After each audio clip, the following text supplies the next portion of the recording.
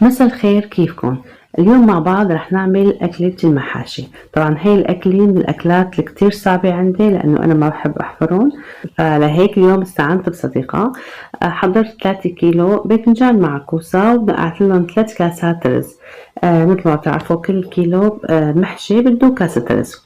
وهلا حضرت البهارات اللازمة. طبعا البهار أنا بحسها حسب الرغبة، كل حدا كيف ذوقه بالأكل.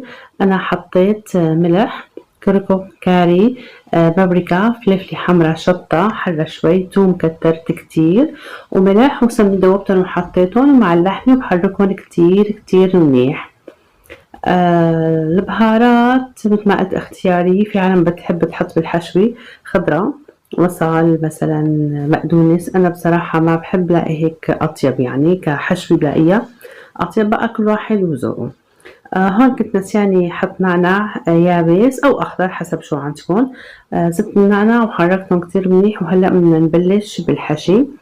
بلشت أحشيه، طبعا عذبوني كتير لأنه تم الباذنجان والكوسة كان كتير صغير.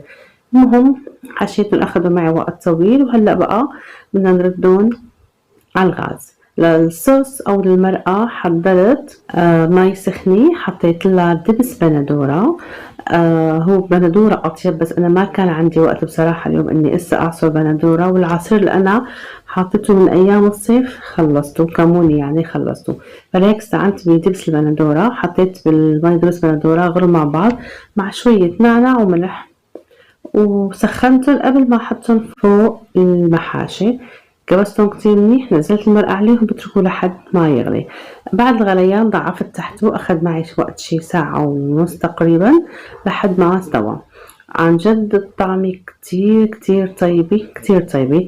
طبعا نسيت خبركم اني ضفت على المحشي وهو عم بيغلى تقريبا شي فنجان كاسة زيت زيتون. بيعطي طبعا لمعة، عفوا كتير طيبة،